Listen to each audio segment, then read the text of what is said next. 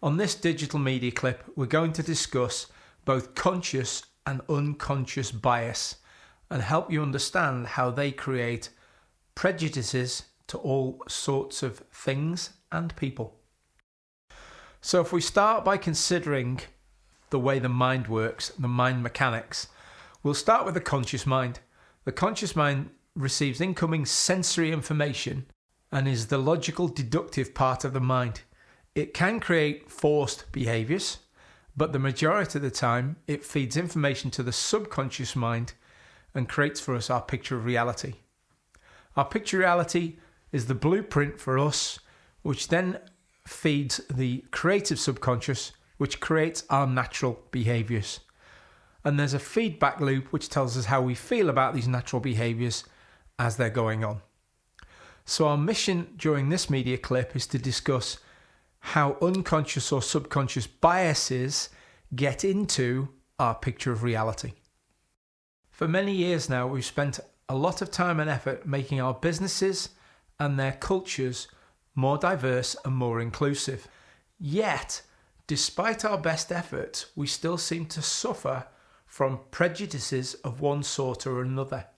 How come the conscious mind, that's very logical and deductive, recognizes that inclusivity and diversity is a really good thing, yet we still get underlying prejudices sneaking out? We've already discussed in the mind map the fact that human beings become conditioned in the womb. And that's because of a process called pre-cognitive commitment. This is a process that creates a commitment to a decision that wasn't actually taken with the involvement of the conscious mind, because the child or baby at that point hasn't got any awareness of judgment or logic. That's why babies can be soothed by the theme tunes of their mother's favourite soap opera or music she listens to when she chills out. And likewise, babies born into or conceived in an abusive relationship, by the age of 3 or 4, they will repeat the partner's behaviours. This is called pre-cognitive commitment. It's done without us being consciously aware. The next process we're going to focus on is conscious commitment. This is where you've experienced an event that you can logically recall, and there is absolute sense to the reason why you now feel that way. And a good example would be, at the age of 5 or 6, you get bit by a dog and your subconscious mind says, dogs aren't very nice, I'll stay away from them. That's a logical, conscious commitment and will create a bias away from dogs and even dog owners. The thing about the conscious mind is it focuses on content.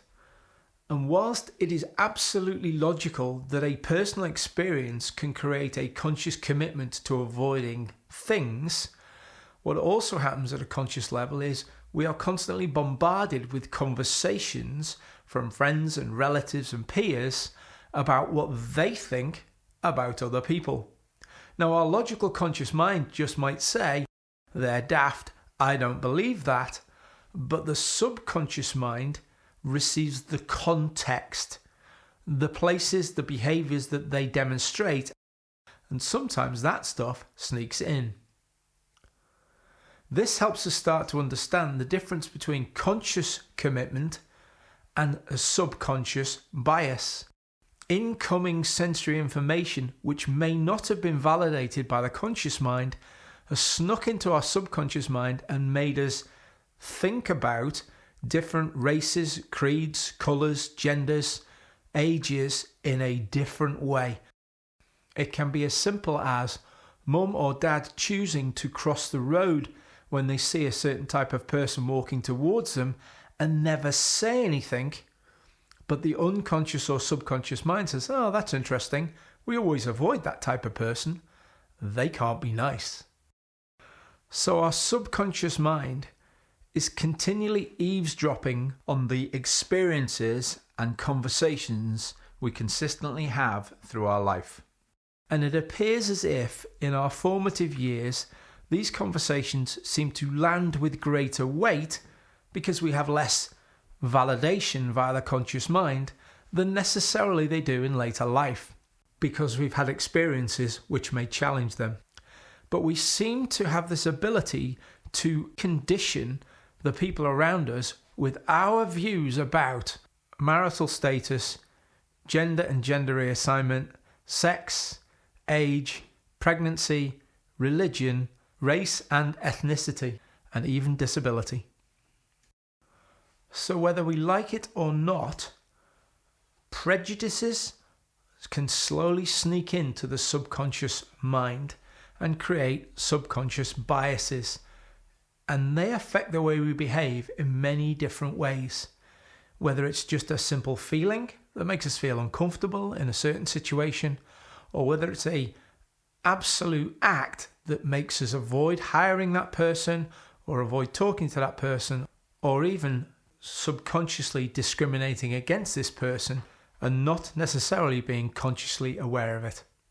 Once we have got a bias, we then do a process called subjective validation.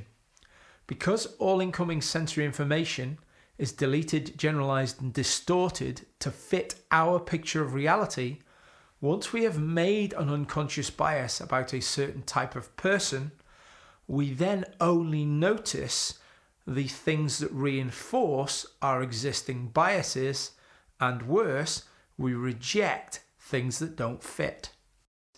To compound it even further, we then project out onto the other person what we already believe about them. This process is called perception is projection. That means we project out onto the other person the person we think they are. We only notice the behaviors which reinforce the person we think they are. We delete the behaviors which don't. So if I'm told by a friend that this particular person is a really angry person, and I believe that perception is true, I will then only notice when they appear to be angry. I will delete any behaviors which don't support being angry, but worse, I will act in a way which projects onto them that they should be angry. I've now created in them the person I knew them to be. Understanding subconscious or unconscious bias is interesting, but how do we do something about it? I think the first things for us to notice is the limitations of the conscious mind and the power of the subconscious. The subconscious mind and its emotional connections are 10,000 times quicker than conscious logical thought. Therefore, our subconscious biases can very quickly overwhelm our conscious thought. So the first thing we can do is notice when we feel unusual and take the time to pause and reflect. Is this logical? Or have I just got an unconscious or subconscious bias? The next thing we can consider doing is start to change our beliefs and values about the importance of inclusivity and diversity. And maybe we could do that by recognizing that diverse teams are more creative, they're quicker at solving problems, and often because of the diverse nature of their thinking come up with ideas that outperform the norms. We've been discussing the challenges that unconscious bias presents, but I think it's worth reflecting on the fact that the subconscious and unconscious mind create these biases to protect us from having to think too hard, to protect us from danger, from challenges, from things that are different and people that are different. It was designed this way to help us stay safe. But it is, in its own right, a positive thing.